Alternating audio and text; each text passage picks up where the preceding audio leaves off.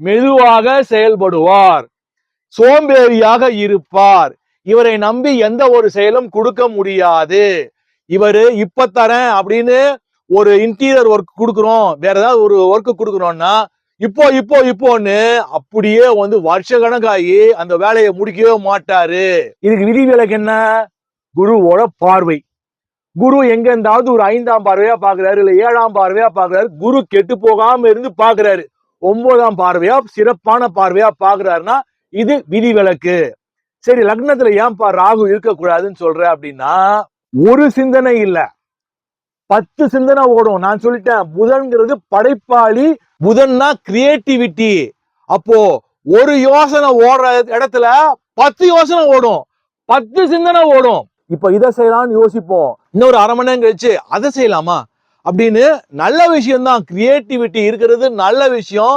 ஆனா அதாவது எப்படி சொல்றது, இதுலயும் வாயில வச்சான், அதுலயும் வாய் வச்சான், அதுலயும் வாய் வச்சான், எதுலயுமே அவன் சிறப்பா இல்ல அப்படின்ற மாதிரி ஒரு அம்சமும் உண்டு.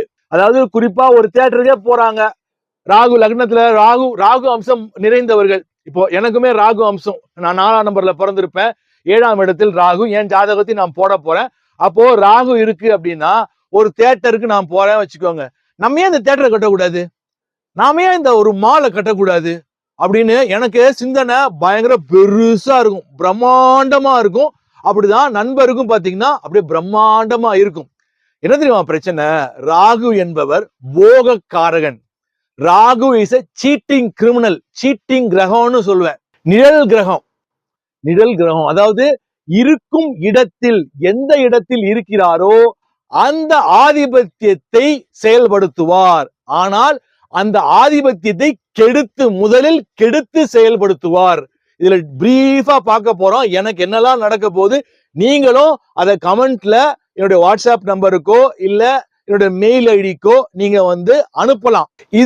இந்த வீடியோ ஒரு ஜோதிடத்தை பத்தி விரிவாக்கமாக ஒரு அறிவுபூர்வமான ஒரு ஆர்கியூமெண்டா இருக்கும்.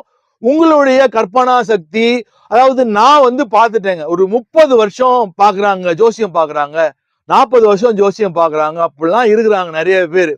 ஆனா பலன் சொல்றதுல பாத்தீங்கன்னா, அவங்க பலன் சொல்லும் போது நமக்கு ஒரு சாட்டிஸ்பாக்சனே வராது. இப்போ எங்க அப்பாவோட நண்பர், இப்ப எங்க அப்பா நண்பர் பாத்தீங்கன்னா ஒரு பெரிய பத்திரிக்கை, அந்த பத்திரிக்கை பேரை நான் சொல்ல விரும்பல, சொன்னா நீங்க கண்டுபிடிச்சிருவீங்க. அந்த பத்திரிகையில எங்க அப்பா தான் அந்த ஜோதிடரை அறிமுகப்படுத்தி வச்சாரு. அந்த ஜோதிடர் எங்களுக்கு குடும்ப நண்பரும். ஆனா எனக்கு அவர் ப்ரெடிக்ஷன்ல எனக்கு சுத்தமா நம்பிக்கையும் இருக்காது, ஒரு பெரிய லெவல்ல எனக்கு ஒரு ஈர்ப்பும் இல்லை.